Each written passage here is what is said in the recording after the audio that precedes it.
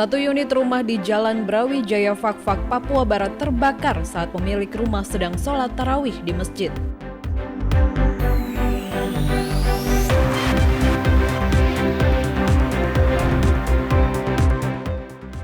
Tanggal 6 hingga 17 Mei 2021, kapal Pelni tidak melayani penumpang, namun aktivitas pelayaran tetap berjalan.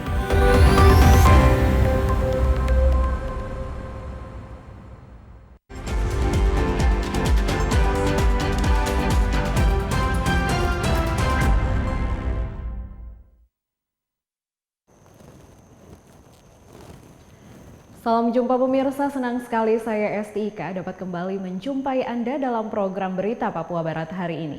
Sejumlah informasi di Papua Barat akan kami hadirkan untuk Anda. Inilah berita selengkapnya. Pemirsa, satu unit rumah di Jalan Brawijaya Fakfak, Papua Barat terbakar saat pemilik rumah sedang sholat tarawih di masjid. Setelah 2 jam, api dapat dipadamkan oleh tim gabungan dan dibantu oleh warga. Satu unit rumah di Jalan Brawijaya, Kabupaten Fakfak, Papua Barat dilalap si jago merah. Saat kebakaran, pemilik rumah sedang berada di masjid untuk melaksanakan sholat tarawih. Untuk mencegah kebakaran yang lebih besar dan merembet ke rumah warga yang lainnya, tim damkar dari Satpol PP dan pihak BPBD yang dibantu warga pun diturunkan untuk memadamkan api. Warsito, pemilik rumah, mengatakan saat kebakaran terjadi dirinya sedang sholat tarawih di masjid yang letaknya tak jauh dari TKP.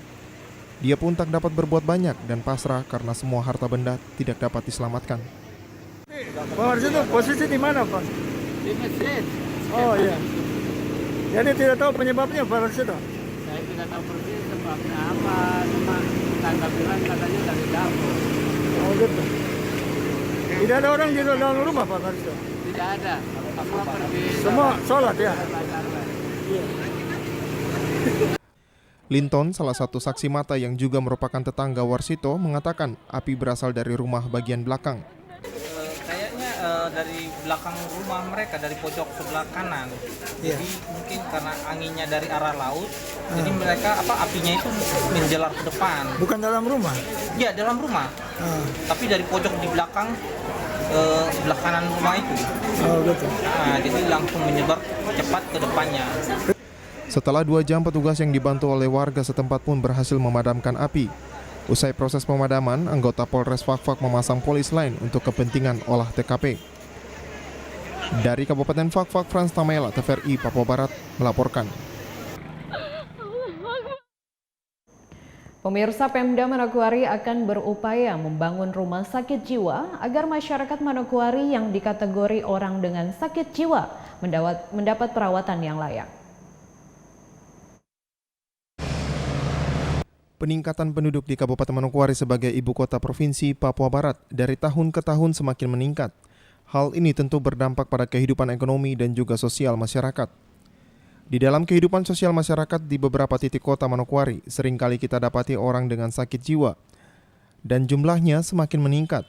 Menyikapi hal tersebut, Bupati Manokwari belum lama ini saat dikonfirmasi menyampaikan, sebagai pemerintah tentu ingin agar ada pelayanan yang baik bagi orang dengan sakit jiwa. Oleh sebab itu, pemerintah akan berupaya di tahun 2022 dan 2023 dapat membangun rumah sakit jiwa di Manokwari sebagai ibu kota provinsi. Warga masyarakat kita yang terkena sakit jiwa di Kabupaten Manokwari, kita juga layani setara dengan warga masyarakat yang non sakit jiwa di Kabupaten Manokwari. Oleh karena itu, kita juga telah berupaya untuk menyiapkan lokasi atau lahan untuk pembangunan rumah sakit jiwa, dan kita programkan untuk upayakan supaya mendapatkan dukungan dari pemerintah pusat untuk tahun 2022 dan juga 2023 itu rumah sakit jiwa dapat kita bangun di Kabupaten Manokwari untuk memberikan pelayanan kepada seluruh warga masyarakat kita, terutama yang sakit jiwa.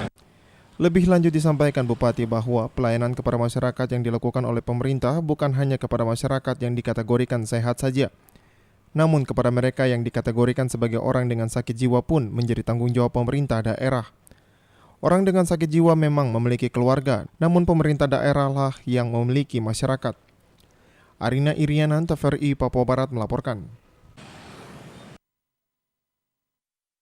Pemirsa, tanggal 6 hingga 17 Mei 2021 kapal Pelni tidak melayani penumpang, namun aktivitas pelayaran tetap berjalan dengan muatan hanya membawa logistik.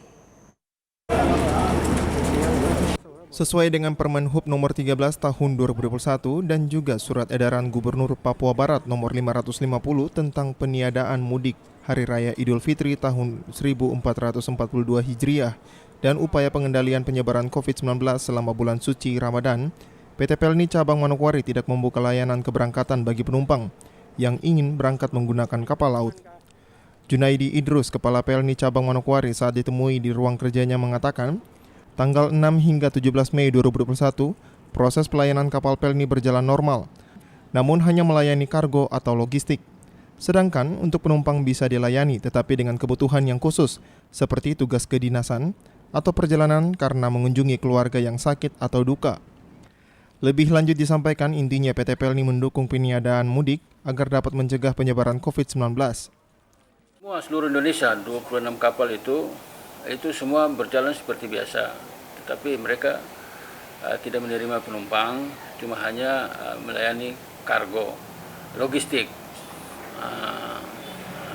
Melayani penumpang tetapi dengan kebutuhan yang khusus. Misalnya tadi orang punya keperluan, punya kepentingan yang mendesak, tugas dinas, lalu kemudian perjalanan karena mengunjungi keluarga yang meninggal, itu ada syarat-syaratnya. Junaidi menambahkan untuk penumpang yang berkebutuhan khusus harus memenuhi syarat yang dikeluarkan dari gugus tugas. Apabila semuanya terpenuhi, PT Pelni akan membuka tiket. Ya, jadi kan dia ada syarat-syaratnya. Jadi kita melihat begitu ada syarat-syaratnya, kita juga harus berkoordinasi dengan gugus tugas supaya dia tidak salah persepsi. Begitu gugus tugas mengatakan bahwa ini bisa, lalu kami bisa membuka tiketnya. Kepala Pelni menghimbau kepada masyarakat agar dapat mematuhi edaran yang sudah dibuat oleh pemerintah, karena semuanya dibuat demi kesehatan masyarakat. Untuk jumlah kapal yang beroperasi di wilayah timur sebanyak 5 kapal, yaitu kapal motor Gunung Dempo, Sinabung, Tidar, Cirimai, dan Labobar. Jimmy Tabisu, TVRI Papua Barat, melaporkan. Selain angkutan laut, tanggal 6 sampai 17 Mei 2021 maskapai Sriwijaya Air juga tidak melayani angkutan penumpang, namun penerbangan tetap berjalan untuk angkutan kargo. Hal tersebut disampaikan Tosi, manajer Sriwijaya Air Manokwari di ruang kerjanya.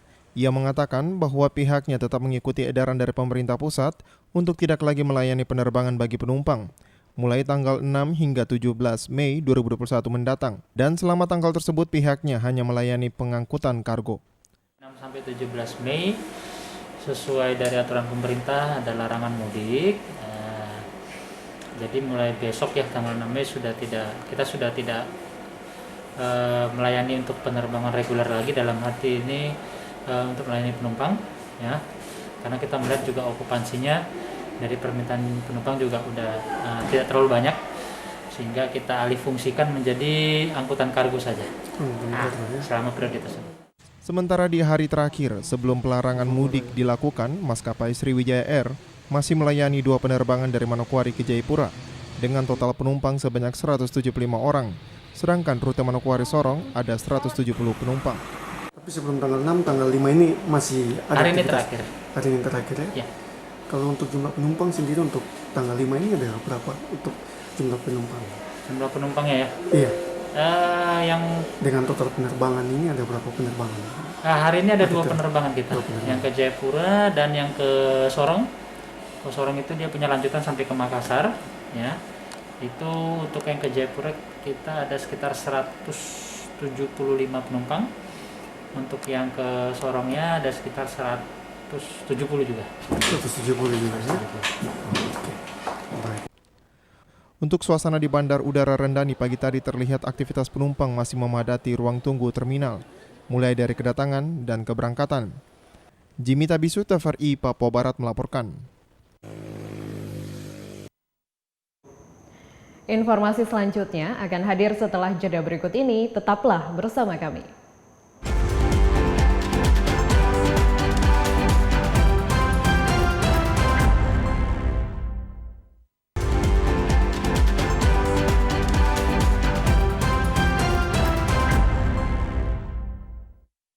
Terima kasih Anda masih bersama kami.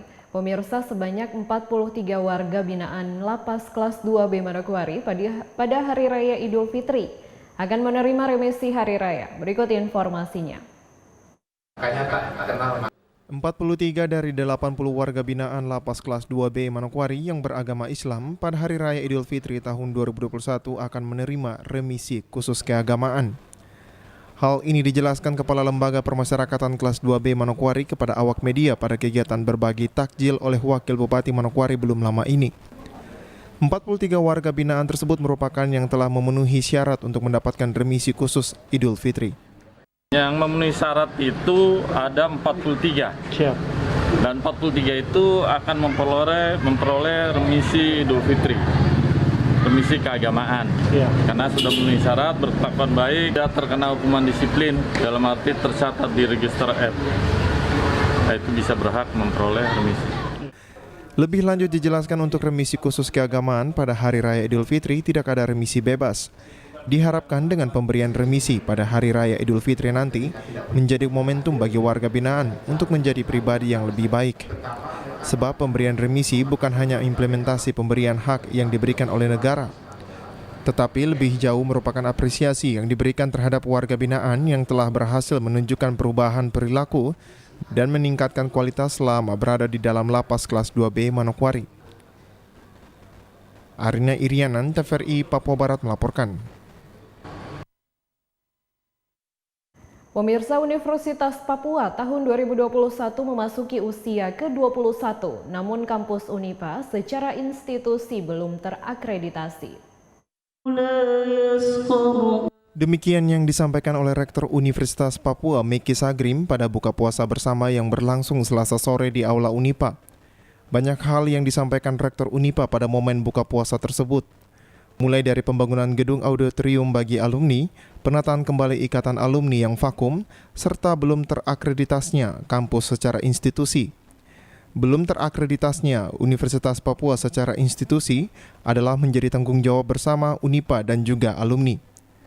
Peran alumni sangat dibutuhkan, karena menuju akreditas, salah satu faktor pendukung adalah bagaimana peran ikatan alumni dalam mempromosikan alumni. Lebih dari 20 tahun belum pernah dilaksanakan akreditasi institusi, dan itu jadi beban bagi lulusan semua. Kalau mereka-mereka yang sudah jadi pegawai negeri seperti ini tidak ada beban apa-apa.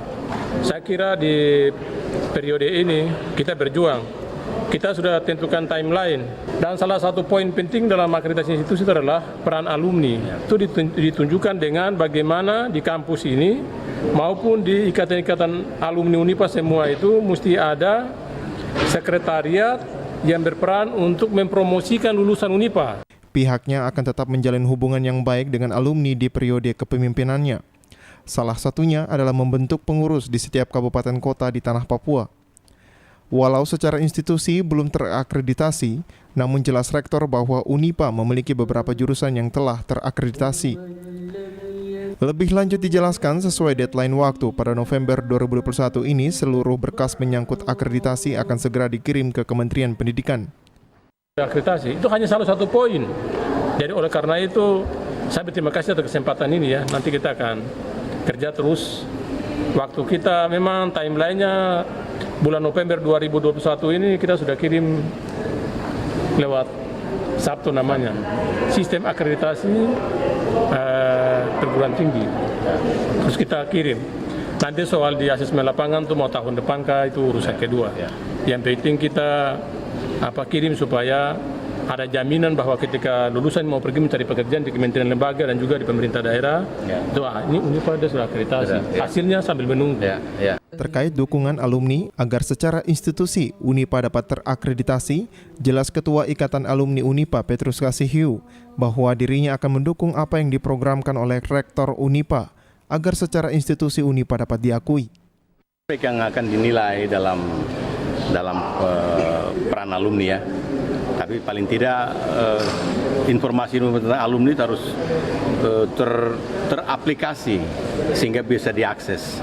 Kalau sudah diakses, maka tim auditor atau tim akreditasi itu akan melihat dari situs itu. Semua asesor ya akan melihat dari situs yang ada dan bisa melihat perkembangan alumni seperti apa.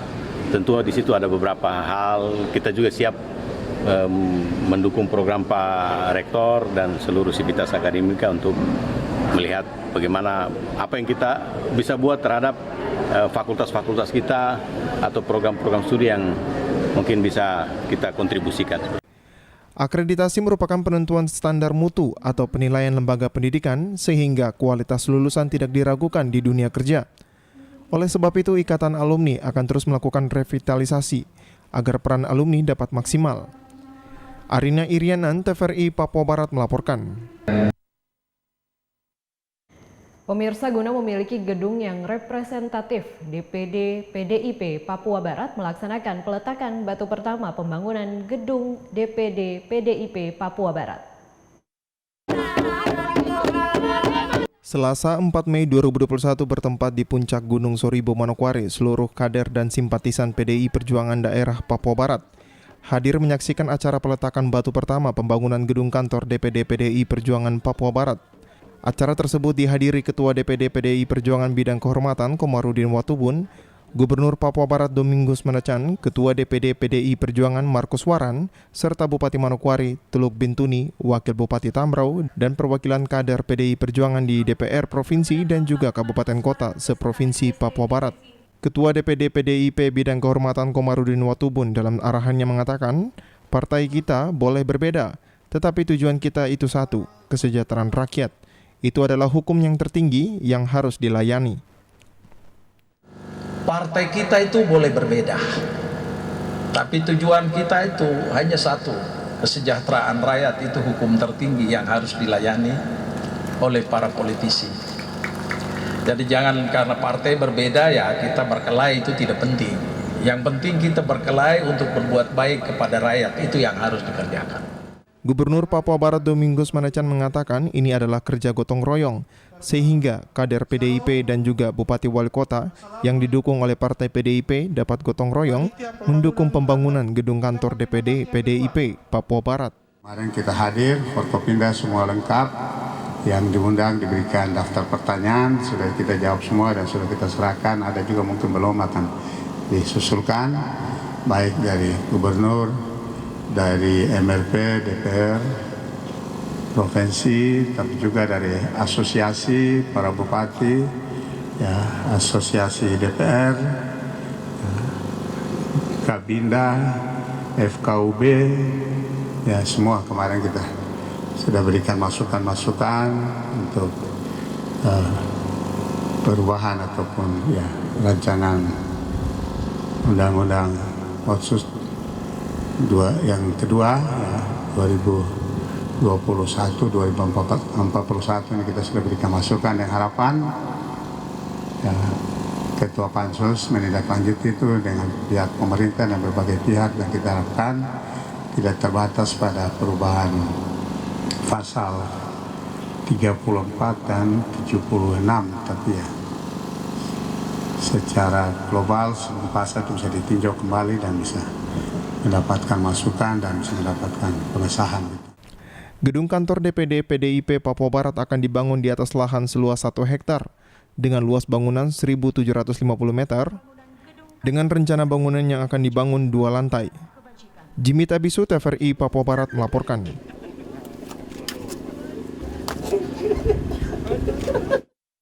Pemirsa, meletakkan batu pertama pembangunan gedung kantor DPD PDI Perjuangan Papua Barat, Ketua DPP PDI Perjuangan Bidang Kehormatan Komarudin Watubun menghimbau seluruh kader harus berkontribusi dengan semangat gotong royong. Hal tersebut merupakan harapan Ketua DPD PDI Perjuangan Bidang Kehormatan Komarudin Watubun menghimbau saat menghadiri peletakan batu pertama pembangunan gedung kantor DPD PDI Perjuangan Papua Barat. Dalam arahannya mengatakan pembangunan kantor sekretariat DPD PDI Perjuangan Papua Barat dibutuhkan semangat gotong royong. Sekretariat yang dibangun harus menjadi tempat bertemunya rakyat dengan pengurus partai. Lebih lanjut disampaikan, dengan dibangunnya bangunan yang bagus harus ditunjang dengan sumber daya manusia yang menguasai teknologi informasi. Ini warning, itu satu. Ya, saya harap ini harus dibangun sampai selesai. Yang kedua, Sumber dana tadi saya tanya sudah jelas ya, dibangun secara gotong royong oleh seluruh kader dan simpatisan PDI Perjuangan tanpa kecuali. Kenapa? Kalau itu dibangun karena kita punya bupati-bupati banyak, nanti besok setelah tidak punya bupati lagi, rasa memiliki itu sudah tidak ada. Yang bagus sudah bagus, tapi harus dilengkapi dengan kemampuan penguasaan teknologi informasi. Ya, Anda sudah tidak bisa. Nanti sekretariat itu harus dilengkapi dengan personil yang menguasai teknologi informasi. Komarudin Watubun berpesan ketika pembangunan sudah selesai, perawatan harus dilaksanakan. Jangan menjadi posko, tempat orang-orang minum dan berbuat hal-hal yang merusak nama baik DPD PDI Perjuangan Papua Barat. Harus dikerjakan. Jadi yang terakhir ini juga soal perawatan gedung, Pak Ketua. Kadang kita bangun gedung bagus tapi tidak bisa kita rawat. Akhirnya 2-3 waktu menjadi tempat pertemuan setan-setan.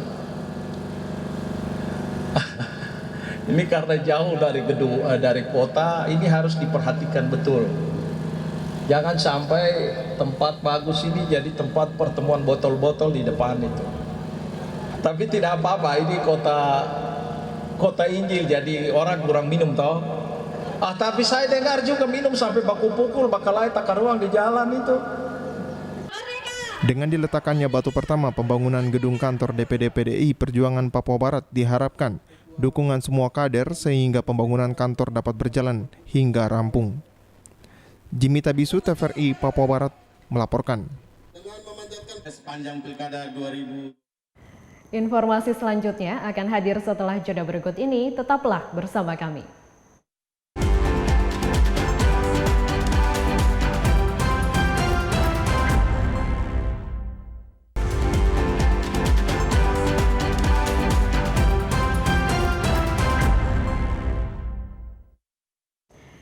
Terima kasih Anda masih bersama kami.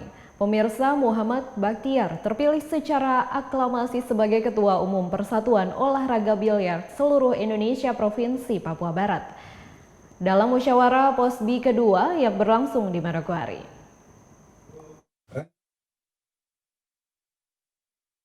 Sekjen Papua Barat, Popsi, Robi Suarli yang berlangsung secara virtual, sejumlah program pun telah disiapkan oleh Muhammad Bakhtiar usai dipilih menjadi Ketua Popsi Papua Barat. Di antaranya rapat kerja dan rekonsiliasi organisasi, serta membentuk pengurus kabupaten di Papua Barat. Bakhtiar menambahkan usai membenahi seluruh organisasi, dirinya akan fokus terhadap pembinaan para atlet yang akan bertanding pada Pekan Olahraga di Papua yang akan diselenggarakan pada tahun ini. Mengingat pada Prapon lalu, Popsi Papua Barat berhasil meraih medali emas, sehingga prestasi ini perlu dipertahankan. Karena pada cabang olahraga biliar ada 9 nomor yang akan dipertandingkan. Saya laksanakan di masa kepemimpinan saya ini raker. Yang kita melaksanakan rapat kerja dulu. Setelah raker nanti kita konsolidasi organisasi untuk pembentukan Pemkap yang belum terbentuk. Karena untuk sementara ini di masa periode kemarin kita baru terbentuk 2 Pemkap. Jadi kedepannya kita mau kalau bisa semua Pemkap di Papua Barat terbentuk. Harapan kami sebagai pengurus Popsi Papua Barat di event PON tahun ini mudah-mudahan kita bisa mendapat medali. Karena kemarin Prapon kita tolak ukur kita kemarin pada saat Prapon kemarin kita mendapat medali emas di kelas beregu ya, di kelas beregu. Itu kita mendapat medali emas. Dengan dasar itu kita ya optimis lah. Karena untuk cabur biliar sendiri kita 9 nomor yang dipertandingkan. Sementara itu, Sekretaris Panitia Fenli Watimena kepada TVRI mengatakan KONI Papua Barat sangat berperan penting dalam musyawarah Popsi kedua Provinsi Papua Barat. Untuk itu, Fenli menyampaikan rasa terima kasih dan penghargaan kepada pihak KONI. Oke, baik. Pertama-tama saya mengucapkan banyak terima kasih kepada KONI Provinsi Papua Barat yang sudah mensupport untuk kami cabur Popsi untuk melaksanakan musyawarah provinsi kedua POPSI Papua Barat yang dilaksanakan pada hari ini tanggal 1 Mei 2021 yang dihadiri oleh 4 kabupaten dan 1 kota.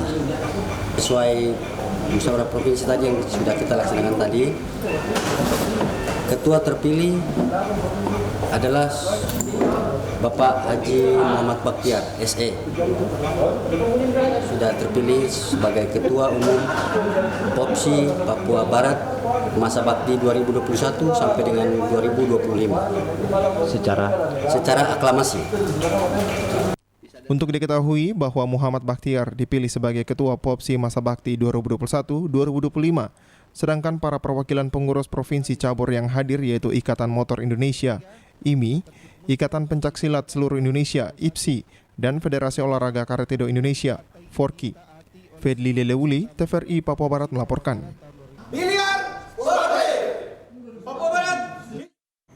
Dalam rangka mempererat hubungan antara alumni dan Sivitas Akademika Unipa di momen bulan suci Ramadan, Unipa menggelar buka puasa bersama yang berlangsung di Aula Unipa. Buka puasa bersama bertujuan untuk mempererat hubungan antara alumni dan Sivitas Akademika Universitas Papua yang berlangsung Selasa sore di Aula Unipa. Dihadiri Ketua DPP Ikatan Alumni Unipa Petrus Kasihiu yang juga sebagai Bupati Teluk Bintuni. Ketua DPP Ikatan Alumni Unipa Petrus Kasihiu pada kesempatan tersebut menyampaikan pihaknya mempunyai waktu yang sangat terbatas dalam kepengurusan alumni yang akan berakhir di tahun 2022 nanti. Untuk itu dirinya banyak mengalami kendala akibat pandemi COVID-19. Oleh sebab itu Ikatan Alumni Unipa berkomitmen untuk melakukan revitalisasi terhadap Ikatan Alumni Unipa di tanah Papua, sehingga dapat merangkul seluruh alumni dari setiap angkatan kelulusan. Selain itu Ikatan Unipa juga membangun auditorium sebagai sekretariat Ikatan Alumni di lingkungan kampus. Program yang mungkin bisa kita laksanakan saja karena waktu singkat. Yang paling penting pertama tadi kita segera bangun auditorium yang rencana dalam bulan ini sudah peletakan batu pertama, lalu pelantikan IKA Unipa di tingkat kabupaten. Ya beberapa sudah siap, Bintuni, Fakfak, Jayapura, ya Merauke sudah siap untuk dilantik. Selain itu juga kita membangun jejaring dengan teman-teman Unipa, membangun website Unipa IKA Unipa, lalu membuka rekening bersama untuk donasi dalam rangka pembangunan auditorium kita, tapi juga rekening wajib bagi. Terkait peran alumni dalam pengembangan kampus Unipa, selaku Ketua DPP IKA Unipa, Petrus Kasihiu berharap agar para alumni dapat terakomodir dalam kepengurusan, sehingga kinerja alumni dapat terukur. Oleh sebab itu dirinya menghimbau agar seluruh alumni dapat ikut dalam kepengurusan Ikatan Alumni di setiap daerah. Bagaimana merevitalisasi kembali peran IKA Unipa yang sementara ini berjalan belum optimal. Dan salah satu agenda penting dalam organisasi kita lah bagaimana kita melantik seluruh pimpinan ataupun seluruh DPD, ya katakanlah seperti itu, bagi struktur di tingkat kabupaten. Dan ada regional Papua Barat, ada regional Papua, ada Jabodetabek, ada beberapa tempat lagi yang saya tidak hafal persis. Tapi memang rencana kita supaya lebih punya kinerja yang terukur, kita akan bentuk di tingkat kabupaten, sehingga setiap kabupaten bisa membentuk IKA Unipa tingkat kabupaten. Salah satu agenda IKA Unipa penting lainnya adalah mendukung Unipa agar dapat terakreditasi. Oleh sebab itu, terbentuknya kepengurusan Ikatan Alumni di setiap daerah dapat dipercepat dalam waktu singkat. Pembangunan auditorium dimaksudkan tersebut jelas Ketua DPP IKA Unipa akan dimulai dilakukan pembangunan setelah Hari Raya Idul Fitri dengan dukungan dana secara sumbangsi oleh seluruh alumni. Arina Irianan, TVRI Papua Barat melaporkan. Menjaga kebersamaan sebagai pemuda KEI di Tanah Rantau, pemuda KEI di Kabupaten Manokwari melaksanakan buka puasa bersama sebagai bukti bentuk kebersamaan yang ditanamkan sejak leluhur kepada pemuda suku KEI. Manokwari gelar buka puasa bersama di dermaga Fasarkan TNI Angkatan Laut yang dihadiri Bupati dan Wakil Bupati Manokwari, Kepala Fasarkan TNI Angkatan Laut Manokwari, anggota DPD Dapil Papua Komarudin Watubun, dan anggota DPRD Papua Barat Saverius Kameubun. Saverius Kameubun sebagai sesepuh masyarakat Kei di Manokwari pada kegiatan buka puasa bersama yang berlangsung Minggu sore menyampaikan momen buka puasa bersama yang digelar oleh pemuda Kei merupakan bentuk kebersamaan yang telah ditanamkan sejak leluhur kepada generasi muda Kei. Kami sebagai keluarga, terutama di keluarga Kei itu saling menghargai dan saling membantu bahu-membahu di dalam aspek kehidupan yang sudah demikian diatur oleh orang tua sejak awal. Maka dalam hal permasalahan keagamaan antar kami itu tidak lalu merupakan hal yang ganjil. Kami punya kebiasaan yang biasa-biasa saja karena itu sudah tertanam sebagai saudara dari mula-mula, sehingga ketika hajat seperti begini kami berpartisipasi bersama untuk melangsungkan ibadah ataupun kesertaan kami untuk memberikan support untuk mereka yang beribadah dalam hal puasa. Itu tentu penting juga buat kami saling memperhatikan. Buka puasa yang digelar serta dengan pembakaran lilin sebagai penghormatan atas tenggelamnya KRI Nanggala 402. Jelas Saverius bahwa ini semata-mata karena mereka merasa bahwa sebagai warga negara ikut merasakan kehilangan sebagai anak bangsa. Bagian ini menyentuh kita sebagaimana anak bangsa, sebagai warga bangsa. Kami bagian turut merasakan bagian itu, sehingga wujud pembakaran lilin dan tabur bunga dalam kelompok suku kami masyarakat Kei itu merupakan rasa kebersamaan sebagaimana bangsa yang satu Indonesia, dan oleh karena itu jadi sesuatu yang kami sumbangkan, tidak bagian daripada yang lebihnya, tetapi doa dan perhatian seperti begini kiranya saja turut menghibur keluarga yang ditinggalkan, karena perhatian bukan karena mereka sendiri, tetapi kita seluruh Indonesia yang ada ini turut merasakan, dan kami wujudkan itu kebetulan dengan rasa yang betul-betul ikhlas merasakan situasi di mana keluarga secara khusus yang ditinggalkan, dan kami sebagaimana warga bangsa toh ikut merasa kehilangan. Olehnya itu tidak berlebihan sebagai sesuatu yang menjadi perhatian besar, tetapi kami merasa bahwa perlu ada kesederhanaan apapun yang kami mau cetuskan sebagai wujud rasa kami, tentu itulah yang kami wujudkan. Bukan soal seberapa besar atau rupiah yang diberikan agar kegiatan ini dapat berlangsung. Namun sebagai bagian kecil anak bangsa, pembakaran lilin dan tabur bunga yang dapat dilakukan untuk menghormati jasa putra-putri terbaik TNI Angkatan Laut yang dinyatakan gugur bersama KRI Nanggala 402. Arina Irianan, TVRI Papua Barat melaporkan. Kira-kira ada yang demo di belakang kita. Informasi tadi sekaligus menutup jumpa kita dalam program Berita Papua Barat hari ini. Kami tetap mengajak Anda untuk selalu mengikuti protokol kesehatan agar bersama semua pihak dapat memutus mata rantai penyebaran COVID-19. Atas nama kerabat kerja yang bertugas, saya Esti Ika mengucapkan terima kasih dan sampai jumpa.